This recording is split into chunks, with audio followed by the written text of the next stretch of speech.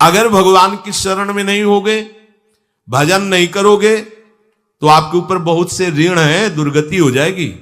ऐसा नहीं है। आप यहां भी तो देखो ना, आपके मकान, आपका व्यापार, सब कुछ आपका कहा जाता है, लेकिन सब कुछ सरकार का है। हर चीज का टैक्स देना पड़ेगा तुम्हें। पानी का भी टैक्स देना पड़ेगा, मकान का भी टैक्स देना पड़ेगा, और तुम भी जो करोगे वो पैसा दो सरकार को। टैक्स तुम ऐसे फ्री थोड़ी जा नहीं होता, देना पड़ता है ना।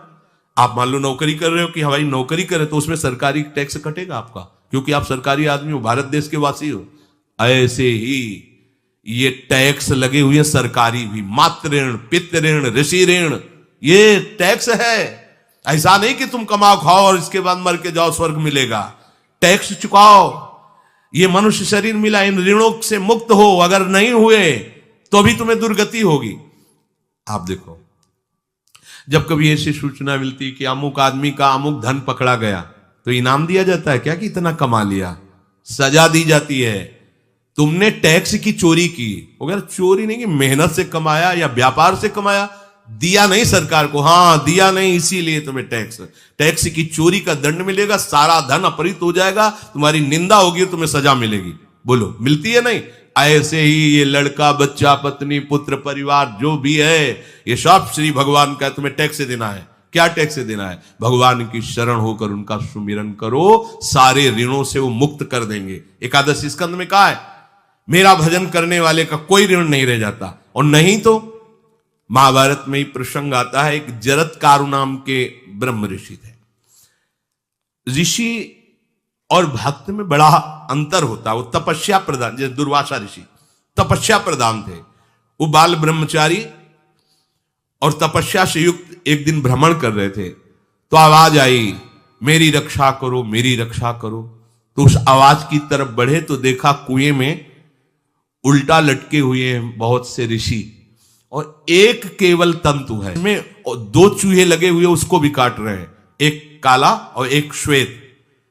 तो उन्होंने देखा और दयालु हो गए कि ऋषियों, मैं तुम्हारी कैसे रक्षा कर सकता हूं? तो उन्होंने कहा कि ये जो दो चूहे हैं रात और दिन हैं, और जो हम लोग हैं ये तुम्हारे पितर हैं। ये चूहे तुम्हारी आयु को काट रहे हैं, एक तंतु हमारे कुल में केवल तुम ही हो, और तुमने तपस्या की ठान ली, ब्याह किया नहीं, गृहस्थ धर्म में गए नहीं, पुत्र हुआ नहीं, तो तपस्या में, भक्ति में एक दम है कि सब ऋणों से मुक्त कर देगी। ये बात ध्यान रखना। तपस्वी अलग है, भक्त अलग। इसलिए पीछे चर्चा आई थी कि तपस्वियों से भी अधिक, ज्ञानियों से भी अधिक, कर्मकांडियों से भी अधिक वो मेरा भक्त योगी होता है। तुमने तो ब्याह किया नहीं, तो अब ये तंतु रात दिन तुम्हारे जीवन को काट रहे हैं, जहां तुम खत्म हुए हम सब नरक में गिर जाएंगे। पितरों ने कहा, तुम पितर ऋण से युक्त हो, मुक्त तभी होगे जब ऐसा करो। वो दृश्य खत्म, अंतर ध्यान हो गया। वो बड़े दुखी हुए कि क्या करें। तो उन्होंने मन में निश्चय किया कि ब्याह तो करूंगा पितरों के उद्धार के लिए। इतने बड़े तपस्वी हैं जरत्कारु जी, बड़ी महिमा है, लेकिन बात यहां फंस गई, पितृ। उन्होंने मन में निश्चय किया कि कोई आके अपनी कन्या दे दे और उसका भी नाम जरत्कारु हो। मैं बिल्कुल भरण पोषण नहीं करूंगा, और कभी हमसे कोई प्रश्न ना करे। ऐसी अगर कोई कन्या देगा तो मैं स्वीकार कर लूंगा।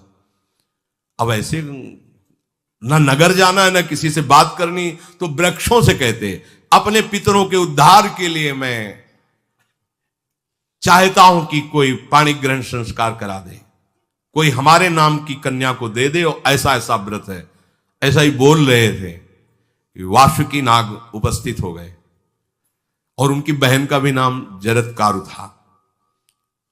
उन्होंने कहा, सुनिए महाराज, मैं नागराज वासुकी हूं, सब देव रूप में, कोई ऐसे नहीं सांप वैसे वाले, देव रूप, और सुंदर कन्या जरत्कारु। बोले, ये कन्या मैं आपको समर्पित करता हूं, हमारा सौभाग्य होगा आप जैसा महर्षि हमारी बहन का पति बने। इसका भी नाम जरत्कारु है, और आपकी जो इच्छा है कि मैं भरण पोषण नहीं करूंगा, तो मेरे पास संपूर्ण वैभव है, आप भी पधारिए, मैं आपका भी भरण पोषण करूंगा, अपनी बहन का भी। तीसरी बात, मेरी बहन इतनी शास्त्र सम्मत आराधना से युक्त है कि वो कभी आपसे प्रश्न ही नहीं करेगी, तो उनका स्वीकार है। प्रसन्न हुए, चले गए। काफी समय तक उनके महल में रहे। एक दिन जरत्कारु अपनी जरत्कारु पत्नी की गोद में सर रख कर ऐसे लेटे हुए थे, सो गए। और शास्त्रज्ञ थी, संध्या का काल था। संध्या काल में निषेध है मैथुन करना, भोजन करना और स्वाध्याय करना।